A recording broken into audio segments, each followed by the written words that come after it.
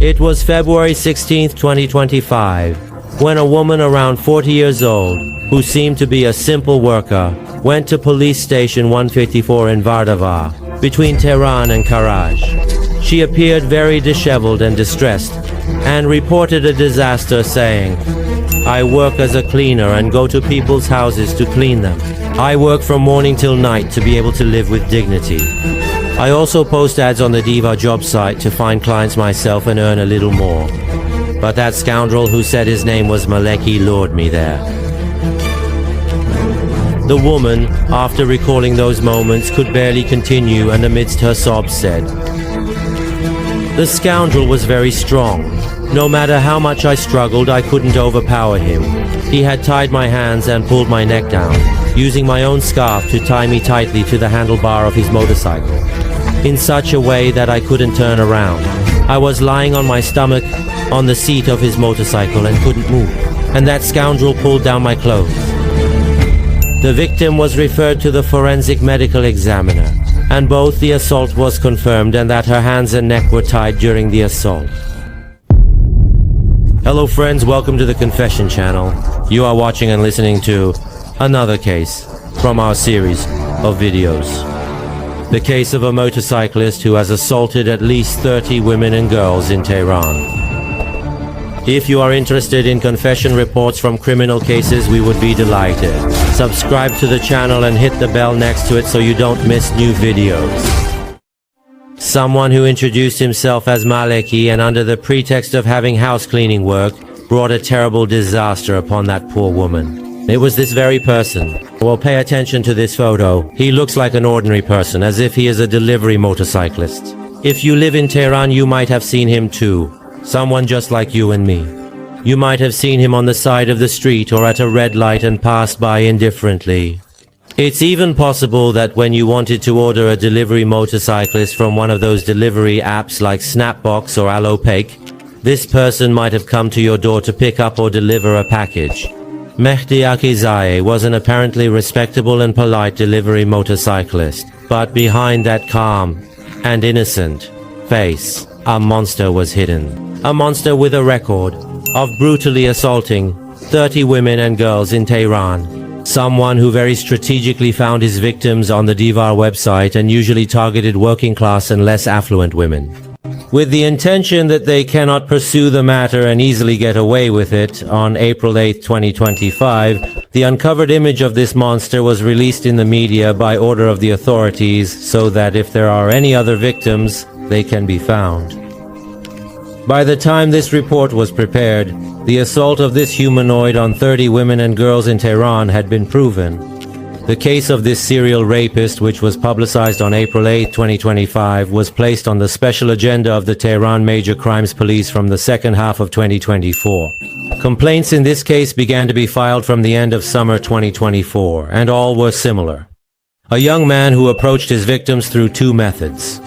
Either through job advertisements on the Diva website or through motorbike courier request applications. In less than 2 months, more than 10 complaints were registered in the central and western areas of Tehran, all of whom were victims of rape. The complaints were filed in different police stations and by women of varying ages, but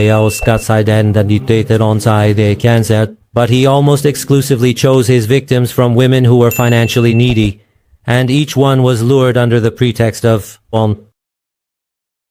All the victims described a young, strong-built man who had a motorcycle and was equipped with a cold weapon, and through threats, he was able to force them to submit to his malicious intent. When the number of similar complaints exceeded 10, the case was given special attention and was placed on the agenda of the Tehran police. The hypothetical area of the crime was also monitored to find any trace or evidence of him. Despite the fact that with the cooperation of the victims, a sketch of the suspect was made, no trace or evidence of the perpetrator of the assault could be found. The investigation was ongoing without any leads being found, but more complaints were being filed every day, and the victims were describing the same person.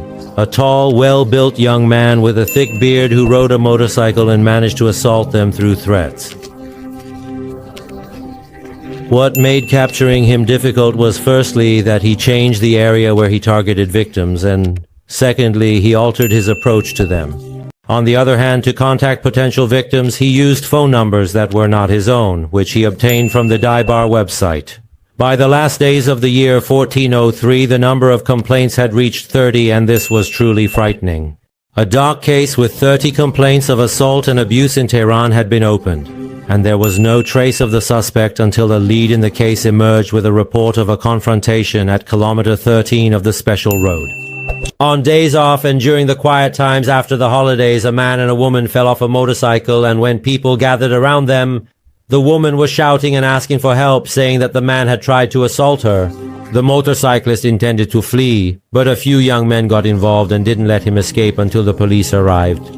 The woman, who was a simple worker at one of the food factories around Tehran, had her rent due at the end of April and was looking for a house, when she accidentally came across a very cheap advertisement for a 2-story house owned by an old lady. The ad stated that it was only rented to single women. She calls the number in the ad, and a young man on the line claims that his mother, an elderly woman, lives on the first floor, and they are looking for a single woman to rent the second floor to, offering a lower rent on the condition that the tenant looks after his mother. It didn't seem like a bad option for her, so they arrange for her to visit the house the next day, but the owner insists that she can only come to see it that night. Remember, they're going on a trip tomorrow. The poor woman, not wanting to miss out on this attractive option, arranges to visit the house that same night. However, when she arrives at the sent location, there is no house. A few minutes later, the man arrives on a motorcycle claiming the location was wrong, and asks her to get on so they can go see the house together. The complainant in the case, who managed to catch the suspect in a mall, stated during the investigation that, "I was desperate to find a house and thought the conditions of this ad were very suitable for me. When I arrived at the meeting point, that scoundrel came on a motorcycle and said that when he sent me the location, he realized it was showing the wrong place a few blocks away, and he asked to take me there himself on the motorcycle. I said, you're on a motorcycle and I can't ride it. Give me the address and I'll come myself." Yeah. But he said that at this time of night I wouldn't be able to find the address, and he was in a hurry because he had to travel the next day. So reluctantly I got on. He sped through a few streets and suddenly turned onto a dirt road and touched my body. I realized what a scumbag he was and what a dirty plan he had in mind. First, I shook the motorcycle and we both fell to the ground. Then I started shouting. Luckily, a few people showed up and caught him.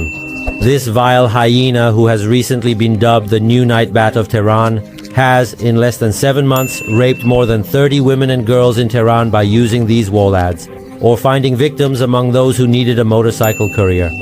On the 5th of Farvardin 1404, March 25th, 2025, this suspect was arrested, and after initial investigations it was revealed that his characteristics matched those of the fugitive suspect in the assaults.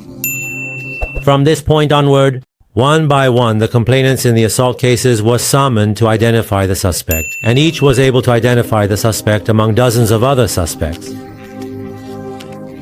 Being identified by nearly 30 other complainants left no room for denial, and the suspect, after a face-to-face confrontation with the complainants, was forced to confess. However, the case investigator suspects that the number of victims in this case might be higher than this. Therefore, with a special order, the image of the suspect, named Mehdi Akizai, was widely published in the media on April 8th, so that if there are any other complainants, their complaints can be added to the case. With the completion of all documents and evidence, the suspect will be sent to court. Mehdi Akizai's case was referred to the 11th branch of the Criminal Court of Tehran Province, and according to judicial officials, it will be addressed out of turn within the next 2 months. Thank you for staying with us until now. Please share your comments below this page. And if you haven't subscribed to our channel yet, support us and our activities by subscribing.